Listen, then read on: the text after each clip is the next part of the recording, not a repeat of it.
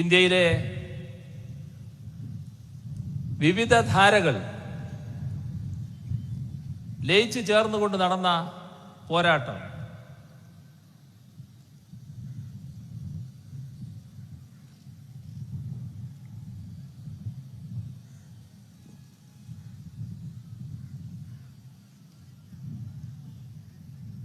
നമ്മുടെ രാജ്യത്തിന്റെ വിവിധങ്ങളായ സംസ്കാരങ്ങൾ ഇതെല്ലാം ഉൾച്ചേർന്നുകൊണ്ട് അതിനെയെല്ലാം സ്വാംശീകരിച്ചുകൊണ്ട് രൂപപ്പെടുത്തിയതാണ് നമ്മുടെ ഭരണഘടന. സ്വാതന്ത്ര്യ സമര പ്രസ്ഥാനത്തിന് വിവിധ കൈവഴികളുണ്ടായിരുന്നു.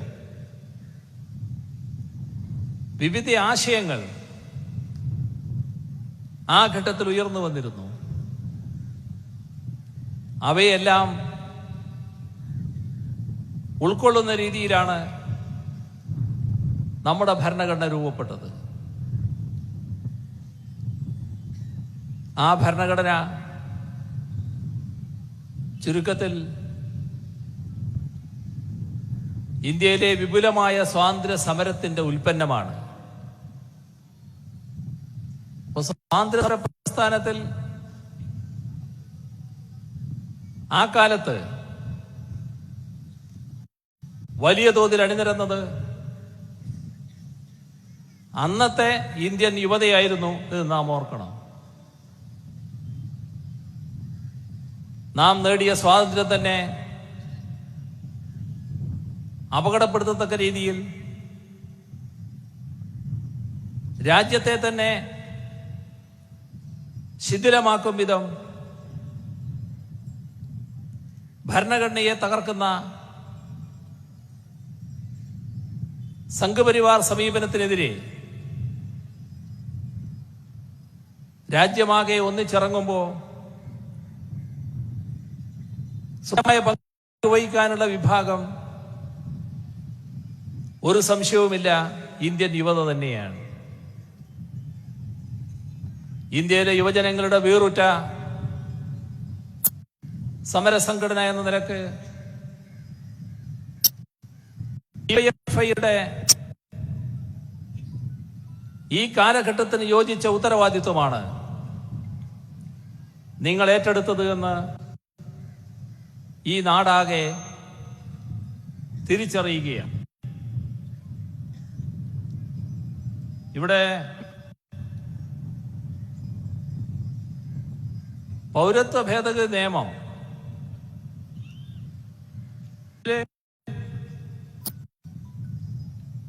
എന്ത് നഷ്ടമാണ്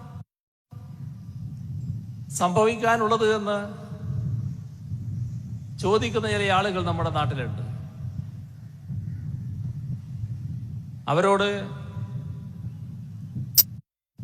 പറയാനുള്ളത് ആ നഷ്ടം സ്വാതന്ത്ര്യ സമര പ്രസ്ഥാനത്തിൽ ജീവൻ വെടിഞ്ഞ ധീര രക്തസാക്ഷികൾക്ക് തന്നെയാണ് സംഭവിക്കുന്നത്. കാരണം നാമാകെ രാജ്യമാകെ അവരുടെ രക്തസാക്ഷിത്വത്തെ അങ്ങേയറ്റം വിലമതിക്കുന്നു. എന്നാൽ ഇന്നത്തെ കേന്ദ്ര സർക്കാർ സ്വാതന്ത്ര്യ സമര പ്രസ്ഥാനത്തിൽ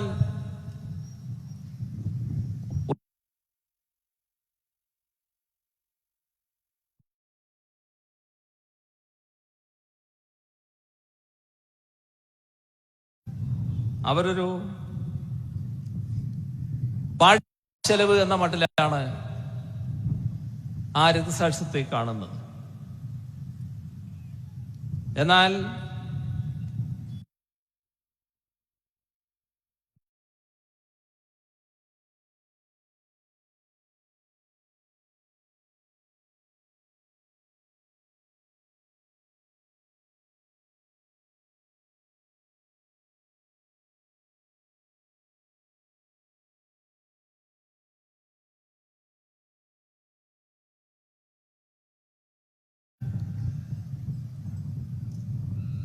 മതാന്ധത കൊണ്ട്,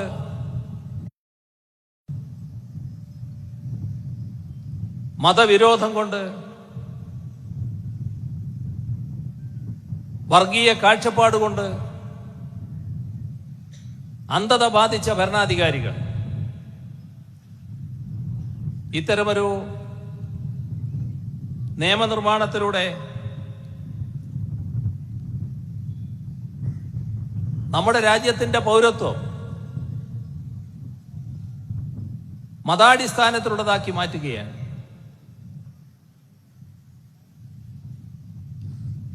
ഇവിടെ ഒരു പ്രത്യേക മതവിഭാഗത്തിന് പൗരത്വത്തിന് അർഹതയില്ല എന്ന് പ്രഖ്യാപിക്കുന്ന രീതിയിലാണ് നിയമഭേദഗതി വന്നത്. അന്താരാഷ്ട്ര തലത്തിൽ നമ്മുടെ രാജ്യം സമ്പാദിച്ച സൽപ്പേരുണ്ട്, അതെല്ലാം കളഞ്ഞു കുളിക്കുകയാണ്. അതിപ്പോ നാം കാണുന്നുണ്ട്. ഇക്കാര്യത്തിൽ മാത്രമല്ല, എല്ലാ കാര്യത്തിലും. ഇറാന്റെ സൈനിക തലവനെ അമേരിക്കൻ പ്രസിഡന്റിന്റെ പ്രത്യേക ആജ്ഞയനുസരിച്ച് കൊലപ്പെടുത്തുന്ന നിലയുണ്ടായി. കൊലപ്പെടുത്തിയതിനെ ആഘോഷിക്കുന്ന അമേരിക്കൻ പ്രസിഡന്റിനെയാണ് നാം കണ്ടത്. മാത്രമല്ല, അവരുടെ രാജ്യത്തിന്റെ സൈന്യത്തിന്റെ എണ്ണം പറയുന്നു, കയ്യിലുള്ള ആയുധങ്ങളുടെ വലുപ്പവും ശക്തിയും പറയുന്നു. നിങ്ങളുടെ 52 കേന്ദ്രങ്ങൾ ഞങ്ങൾ കണ്ടുവച്ചിരിക്കുന്നു. ഇതേവരെ ഇല്ലാത്ത രീതിയിലുള്ള ആക്രമണം ഞങ്ങൾ അവിടെ നടത്താൻ പോകുന്നുവെന്ന് പരസ്യമായി പറയുന്നു. ഒരു രാഷ്ട്രത്തോടാണ് ഇത് പറയുന്നത്. ആ രാഷ്ട്രം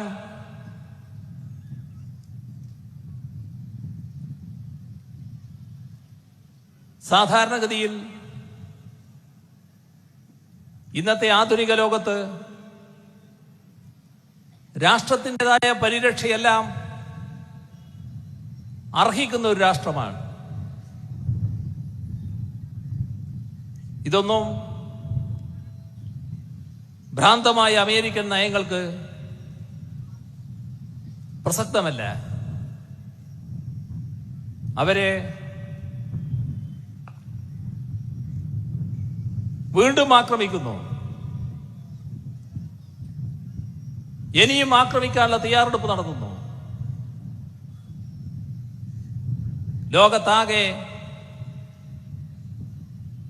അതിനെതിരെ പ്രതിഷേധമുയരുന്നു. അമേരിക്കൻ പ്രസിഡന്റിന്റെ സമീപനത്തിനെതിരെ അമേരിക്കയിൽ തന്നെ പ്രതിഷേധമുയരുന്നു. അമേരിക്കയുടെ സുഹൃത്ത് രാഷ്ട്രങ്ങൾ ഈ ഭ്രാന്തൻ നയത്തെ തള്ളിപ്പറയുന്നു. ഇറാനുമായി അവർ ബന്ധപ്പെടുന്നു. ഇത്തരം സംഭവഗതികൾ ലോകത്തുണ്ടാകുമ്പോൾ നമ്മുടെ രാജ്യം, നമ്മുടെ രാജ്യത്തിൻ്റെതായ ചരിത്രത്തിനനുസരിച്ച് പങ്കുവഹിക്കേണ്ടതായിരുന്നു. നമ്മുടെ രാജ്യം ചേരിചേരാ പ്രസ്ഥാനത്തിലെ പ്രധാനപ്പെട്ട ഒരു രാഷ്ട്രമായിരുന്നു.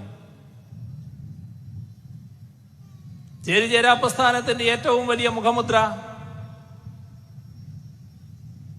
സാമ്രാജ്യത്വ വിരുദ്ധ മുഖമായിരുന്നു.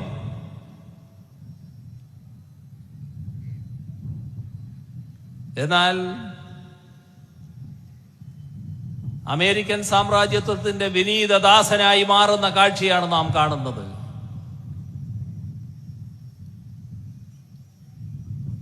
അമേരിക്കൻ സാമ്രാജ്യത്വവുമായി തന്ത്രപരമായ സഖ്യം നാം ഉണ്ടാക്കിയിരിക്കുന്നു.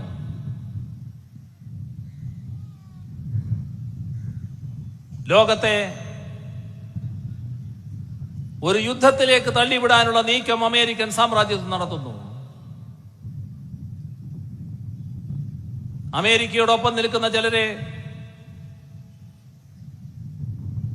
ഞങ്ങളെ മണ്ണിൽ നിന്നുകൊണ്ട് മറ്റൊരു രാജ്യത്തെ ആക്രമിക്കാൻ ഞങ്ങൾ സമ്മതിക്കില്ല എന്ന് പറയുന്നിടം വരെ കാര്യങ്ങൾ എത്തുന്നു.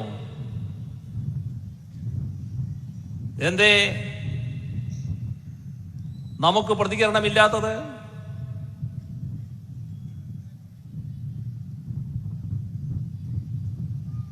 ഇറാനിലെ സൈനിക മേധാവിയെ വധിച്ചു എന്ന് നോട്ട് ചെയ്യൽ മാത്രമാണോ ഇന്ത്യ എന്ന രാജ്യം ചെയ്യേണ്ടത്?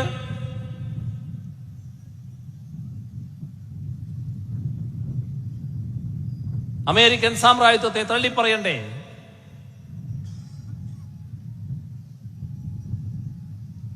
ഒരു നീതീകരണവുമില്ലാത്ത കൊലപാതകത്തെ തള്ളിപ്പറയാൻ തയ്യാറാകണ്ടേ? എന്തുകൊണ്ട് തള്ളിപ്പറയാൻ തയ്യാറായില്ല? ഈ രാജ്യത്തിലെ ജനങ്ങൾ ഈ സാഹചര്യത്തിൽ ആശങ്കപ്പെടുന്ന ഒരു കാര്യമുണ്ട്. തന്ത്രപരമായ സഖ്യശക്തി എന്ന് പറഞ്ഞാൽ അമേരിക്ക ഒരു യുദ്ധം നടത്തുമ്പോൾ നമ്മുടെ രാജ്യത്തിന്റെ മണ്ണ് അവർ ഉപയോഗിക്കാൻ തയ്യാറാകും. നമ്മുടെ എയർപോർട്ടും സീപോർട്ടും അവരുടെ യുദ്ധവിമാനങ്ങൾക്കും യുദ്ധക്കപ്പലുകൾക്കും ഇന്ധനം നിറക്കാനും നമ്മുടെ രാജ്യത്തിന്റെ മണ്ണ് അമേരിക്കൻ പട്ടാളക്കാർക്ക് വിശ്രമ കേന്ദ്രം ഒരുക്കാനും ഉപയോഗിച്ചു എന്ന് വരും.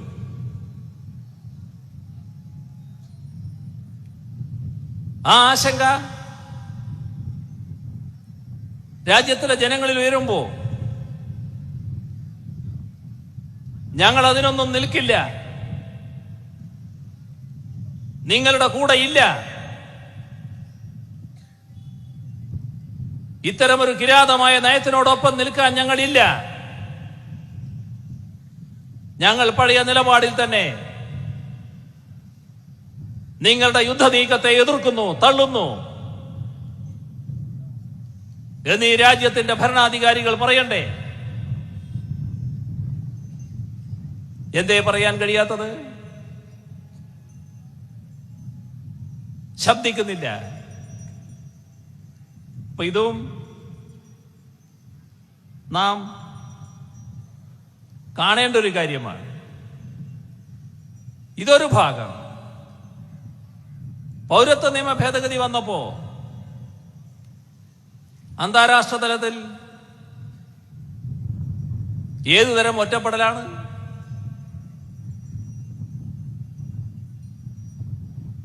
എല്ലാ തരത്തിലും വിടുമണി ചെയ്ത് ആരുടെ കൂടെ നിൽക്കാനാണോ ശ്രമിക്കുന്നത്? ആ അമേരിക്കയിൽ തന്നെയുള്ള ജനാധിപത്യ ചിന്താഗതിക്കാർ, മതനിരപേക്ഷത കൂന്നൽ കൊടുക്കുന്നവർ ഇന്ത്യ ഗവൺമെന്റ് നീക്കത്തെ തള്ളിപ്പറഞ്ഞു. നിരവധി രാഷ്ട്ര തലവന്മാർ, പ്രധാനമന്ത്രിമാർ നമ്മുടെ രാജ്യത്തേക്ക് വരാൻ നിശ്ചയിച്ചത് റദ്ദു ചെയ്തു. ഇന്ത്യയുടെ ചരിത്രത്തിൽ ഒരിക്കലും ഇല്ലാത്ത തരത്തിലുള്ള ഒറ്റപ്പെടൽ അന്താരാഷ്ട്ര തലത്തിൽ സംഭവിച്ചിരിക്കുന്നു. കാരണം മതനിരപേക്ഷത വിട്ട് മതാധിഷ്ഠിതമായി പൗരത്വം നിശ്ചയിക്കുന്ന അവസ്ഥ. മതനിരപേക്ഷമായി പൗരത്വം എന്ന് പറഞ്ഞാൽ എന്താ അർത്ഥം? മതനിരപേക്ഷതയിലൂടെ പൗരത്വം എല്ലാ മതവിശ്വാസികൾക്കും പൗരത്വത്തിന് അവകാശമുണ്ട്.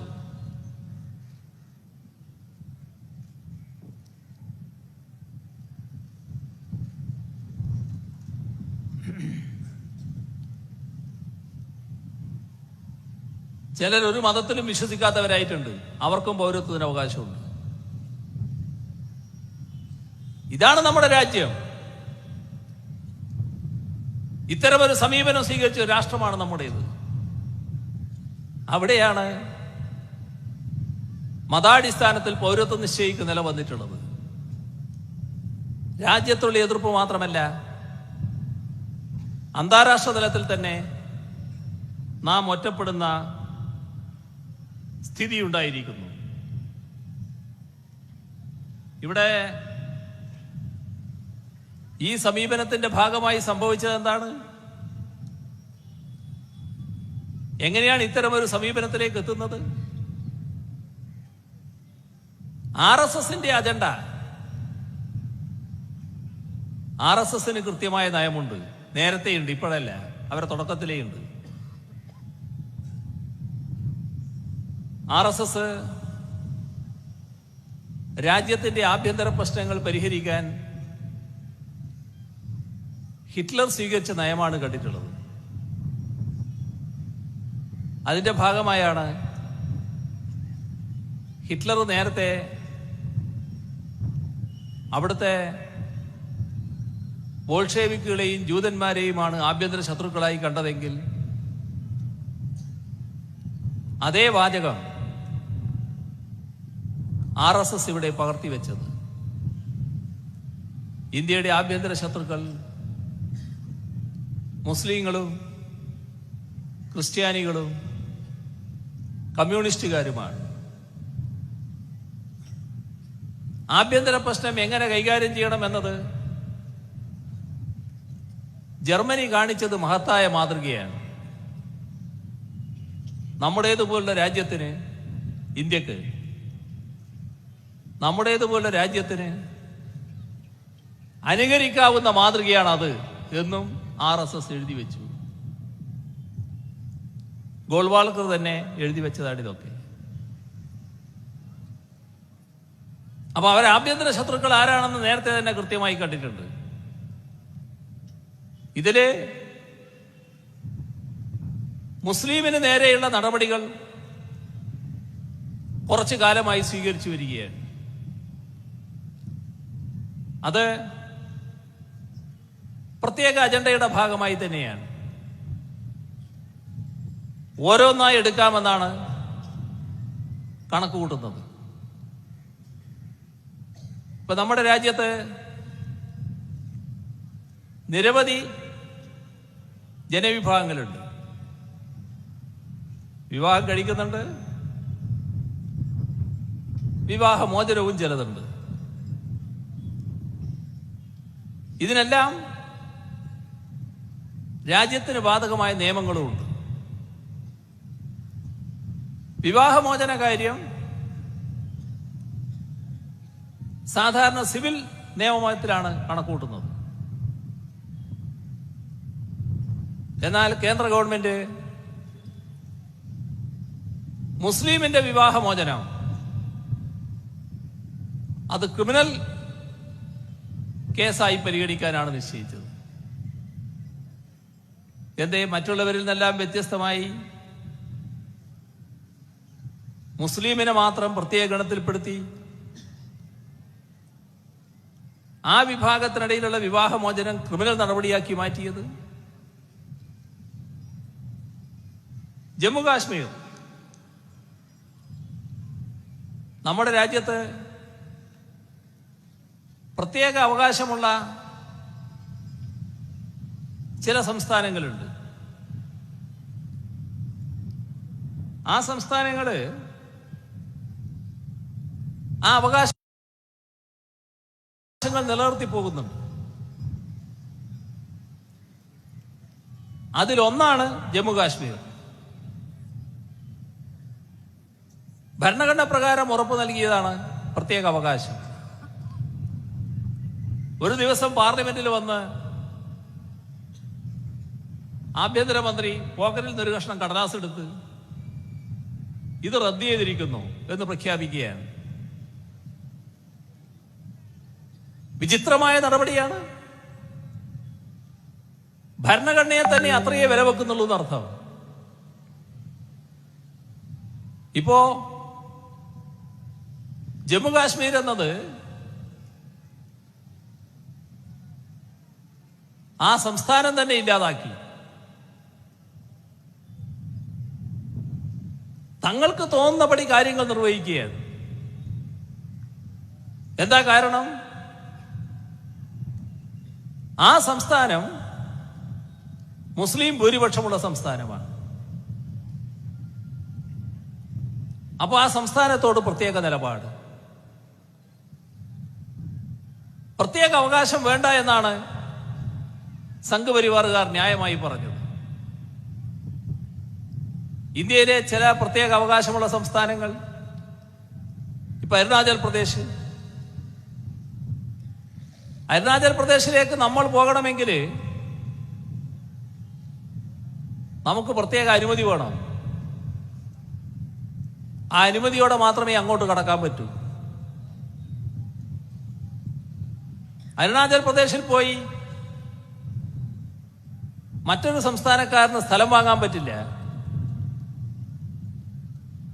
ഇപ്പൊ ജമ്മു കാശ്മീരിനുള്ള പ്രത്യേക അവകാശം എടുത്തു കളഞ്ഞു. മറ്റുള്ളിടത്തുള്ള പ്രത്യേക അവകാശം അതേപോലെ നിലനിൽക്കുന്നു. എന്താണിത്? ഇപ്പൊ സാധാരണ ജമ്മു കാശ്മീർ പ്രശ്നത്തില്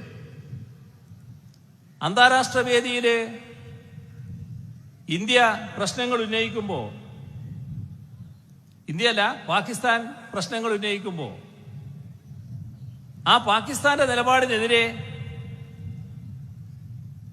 ശക്തമായ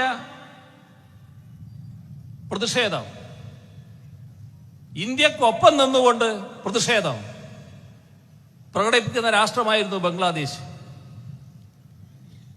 ഇപ്പോ ബംഗ്ലാദേശിനെയും ശത്രുവാക്കുന്ന നിലപാടാണ് ഇന്ത്യ ഗവൺമെന്റ് സ്വീകരിച്ചത്. നമ്മുടെ ഈ ഭ്രാന്തമായ നടപടിയുടെ ഫലമായി രാജ്യത്തെ ജനങ്ങൾക്കാകെ വലിയ തോതിലുള്ള പ്രയാസമാണ് അനുഭവിക്കേണ്ടി വരിക. നമ്മുടെ രാഷ്ട്രത്തിന്റെ നല്ലൊരു ഭാഗം വിദേശ രാഷ്ട്രങ്ങളിൽ കഴിയുന്നവരാണ്. ഏതു തരത്തിലുള്ള പ്രത്യാഘാതങ്ങൾ ഈ തരത്തിലുള്ള നീതിരഹിതമായ നടപടികളിൽ പ്രത്യാഘാതങ്ങൾ എങ്ങനെ വരുമെന്നതിനെക്കുറിച്ച് ഈ ഭരണാധികാരികൾ ആലോചിച്ചതേയില്ല.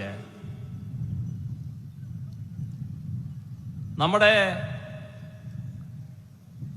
രാജ്യം മതാധിഷ്ഠിത രാഷ്ട്രമാകണം എന്ന് നേരത്തെ വാദിച്ചവരുണ്ടായിരുന്നു. സ്വാതന്ത്ര്യം കിട്ടുന്ന ഘട്ടത്തിൽ ഹിന്ദു മഹാസഭ ആ വാദം ഉന്നയിച്ചിരുന്നു. പക്ഷേ നമ്മുടെ രാഷ്ട്രം അത് അംഗീകരിച്ചില്ല. മതാധിഷ്ഠിത രാഷ്ട്രമായി മാറിയ പാകിസ്ഥാനുണ്ടായ ദുരനുഭവം നാം കണ്ടതുമാണ്. ഇവിടെ ദുരാഷ്ട്രവാദത്തിന്റെ ഉപജ്ഞാതാവായി ചരിത്രം വിലയിരുത്തുന്നത് മുഹമ്മദ് അലി ജിന്നയെയാണ്. ദുരാഷ്ട്രവാദത്തെ പുതിയ മുഖം മൂടിയിട്ട് അവതരിപ്പിക്കാനാണ് സംഘപരിവാർ ശ്രമിക്കുന്നത്. നമ്മുടെ രാജ്യത്തിന്റെ മഹാഭൂരിപക്ഷം വരുന്ന മതനിരപേക്ഷ ചിന്താഗതിക്കാർക്ക് ഈ നിലപാടിനോട് യോജിക്കാനാവില്ല. അതുകൊണ്ട് തന്നെ രാജ്യം ഈ നിലപാട് നിരാകരിക്കുന്നു. ഇപ്പോ വ്യാജ പ്രചരണങ്ങളുടെ കുത്തൊഴുക്കാണ്. അതിന്റെ ഭാഗമായി ഈ നിയമത്തെ രാജ്യമാകെ പിന്തുണക്കുന്നു എന്ന് പറഞ്ഞുകൊണ്ടുള്ള വ്യാജ പ്രചരണം സംഘപരിവാറുകാർ വ്യാപകമായി അഴിച്ചുവിടുകയാണ്. ഇതുമായി ബന്ധപ്പെട്ട പ്രതിഷേധങ്ങൾ ഉയർന്നു വന്നപ്പോൾ നിരവധി പേരാണ് കൊല ചെയ്യപ്പെട്ടിട്ടുള്ളത്. ഉത്തർപ്രദേശിലും പശ്ചിമ ബംഗാളിലും മഹാരാഷ്ട്രയിലും ആസാമിലും തമിഴ്നാട്ടിലും ഇങ്ങനെ രാജ്യത്തിന്റെ വിവിധ ഭാഗങ്ങളിൽ ആളുകൾ കൊല ചെയ്യപ്പെടുന്ന അവസ്ഥയുണ്ടായിരിക്കുന്നു. സർവകലാശാലകളാകെ പ്രക്ഷുബ്ധമായി മാറിയിരിക്കുന്നു. ഇന്ത്യയിലെ യുവജനങ്ങൾ അതിശക്തമായി ഇതിനെതിരെ പ്രതികരിച്ച് തെരുവിലിറങ്ങുന്നു. ജാമിയ മിലിയ യൂണിവേഴ്സിറ്റിയിലെ നല്ല ഭാഗം വിദ്യാർത്ഥികൾ വലിയ തോതിലുള്ള പ്രതിഷേധവുമായാണ് രംഗത്തിറങ്ങിയത്. ആ യൂണിവേഴ്സിറ്റി മതനിരപേക്ഷതയുടെ പ്രതീകമായ യൂണിവേഴ്സിറ്റിയാണ്. എല്ലാ വിദ്യാർത്ഥികളും പ്രതിഷേധത്തിൽ അണിനിരന്നു. വിവിധ യൂണിവേഴ്സിറ്റികളിൽ വലിയ തോതിലുള്ള പ്രതിഷേധം കനത്തു വരുന്നതാണ് നമുക്ക് കാണാൻ കഴിയുന്നത്. ഇവിടെ നാം ശ്രദ്ധിക്കേണ്ട ഒരു കാര്യം, നമ്മുടെ സംസ്ഥാനത്ത് ഈ പ്രതിഷേധങ്ങളുടെ ഭാഗമായി ചില നിലപാടുകൾ സർക്കാർ തന്നെ എടുത്തിട്ടുണ്ട്. അതിലൊന്ന് പൗരത്വ ഭേദഗതി നിയമം സംബന്ധിച്ചെടുത്ത നിലപാടാണ്.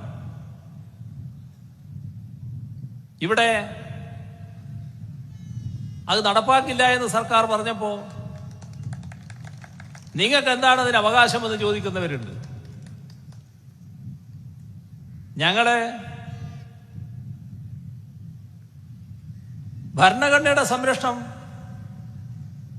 പ്രധാനമായി കാണുകയാണ്.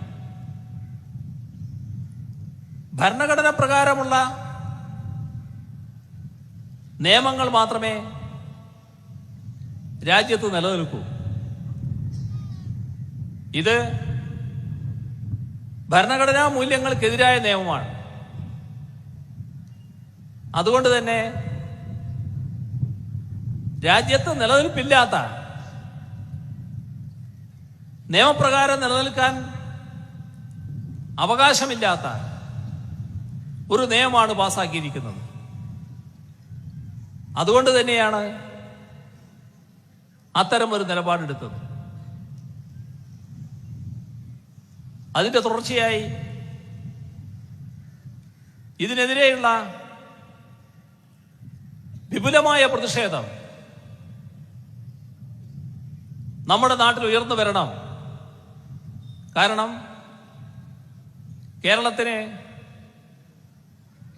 കേരളത്തിൻ്റെതായ പ്രത്യേകതകളുണ്ട്. എല്ലാ കാലത്തും മതനിരപേക്ഷത ഉയർത്തിപ്പിടിക്കുന്നവരാണ് നാം. ജാതിഭേദവും മതദ്വേഷവുമില്ലാതെ എല്ലാവരും സോദരത്വേന വാഴുന്നൊരു നാടാണ് കേരളം. അതുകൊണ്ട് തന്നെ മതാടിസ്ഥാനത്തിൽ പൗരത്വം നിശ്ചയിക്കുന്ന ഒരു നിയമത്തിന്റെ കൂടെ നിൽക്കാൻ നമുക്കാവില്ല. അതിൽ പ്രതിഷേധിക്കുന്നു.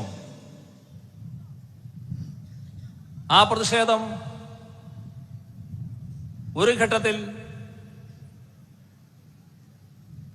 മന്ത്രിസഭാംഗങ്ങളെല്ലാം പരസ്യമായി സത്യാഗ്രഹം ഇരുന്നുകൊണ്ട് നടത്താൻ തീരുമാനിച്ചു.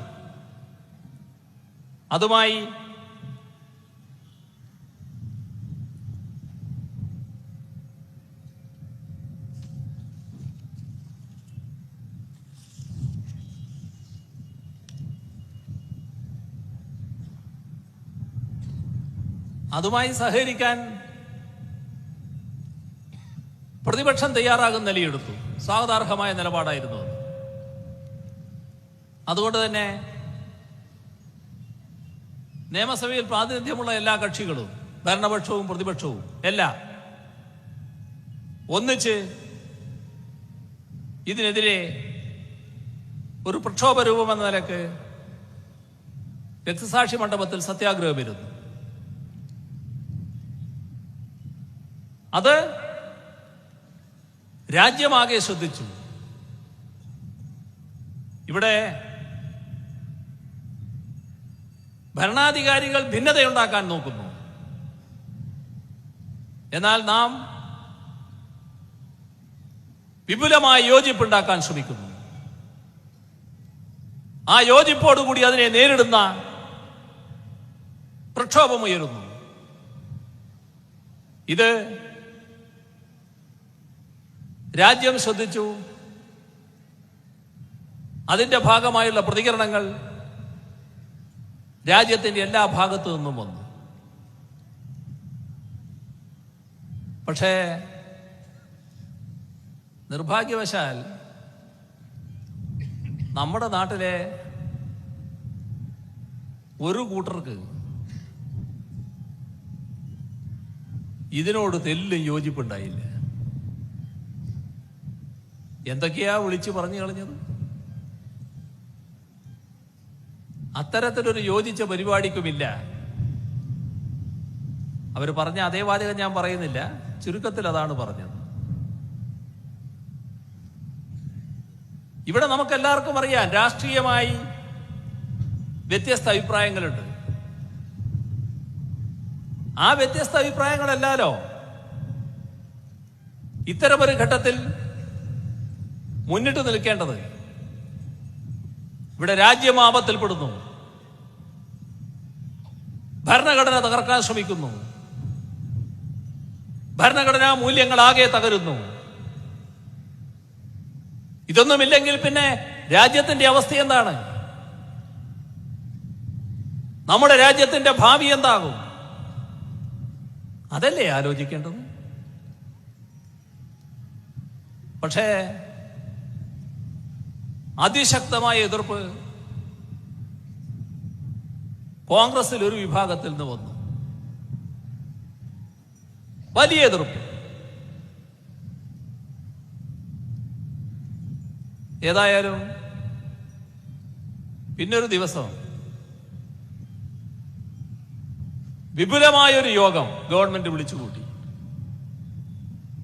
എല്ലാവരെയും, ഈ സംസ്ഥാനത്തുള്ള മുഴുവൻ രാഷ്ട്രീയ കക്ഷികളെയും, മുഴുവൻ സാമൂഹ്യ സാംസ്കാരിക മേഖലയിലുള്ളവരെയും വിളിച്ചുകൂട്ടി. സംഘടനകളെ, സാമൂഹ്യ സംഘടനകളെല്ലാം അതിൽ പങ്കെടുത്തു. രാഷ്ട്രീയ പ്രസ്ഥാനങ്ങളും പങ്കെടുത്തു. ഈ നടന്ന അനുഭവത്തിൽ നാം ഒരു യോജിച്ച തുടർ പ്രവർത്തനം നടത്തേണ്ടതല്ലേ എന്നൊരാശയം ആ യോഗത്തിന് മുൻപാകെ വെച്ചു. നിങ്ങളെല്ലാവരും അതിനെക്കുറിച്ച് പ്രതികരിക്കുമെന്നാണ് പ്രതീക്ഷിക്കുന്നത് എന്നും പറഞ്ഞു. എല്ലാവരും പ്രതികരിച്ചു, എല്ലാവരും അഭിപ്രായം പറഞ്ഞു. ചിലരെ തുടർന്ന് നടപടികൾ വേണമെന്ന് തന്നെ പറഞ്ഞു.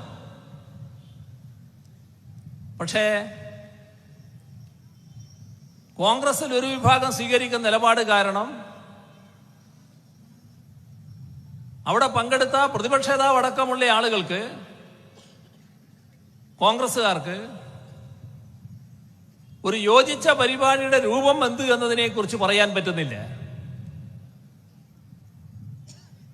അപ്പൊ ആ യോഗം തീരുമാനിച്ചു,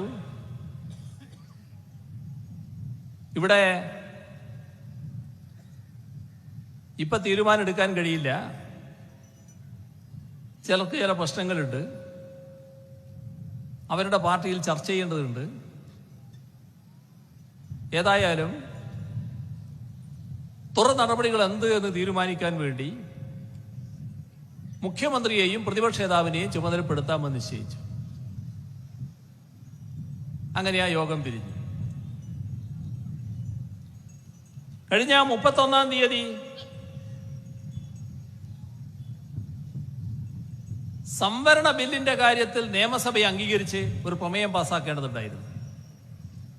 പാർലമെന്റ് പാസ്സാക്കിയ നിയമമാണ്. അപ്പൊ അതിന്റെ അവധി 10-ാം തീയതി തീരുകയാണ്.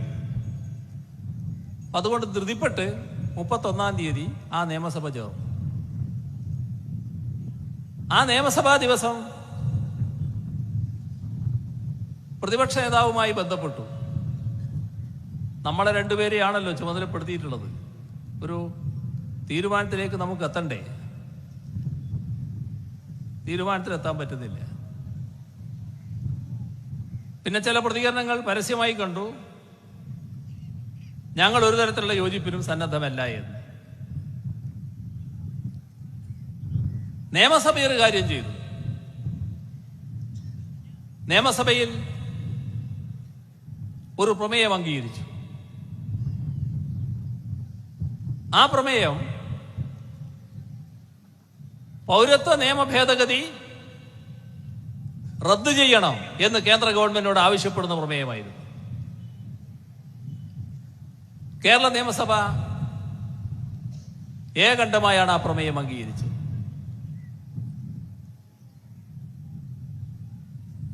ഇവിടെയുള്ള കോൺഗ്രസ്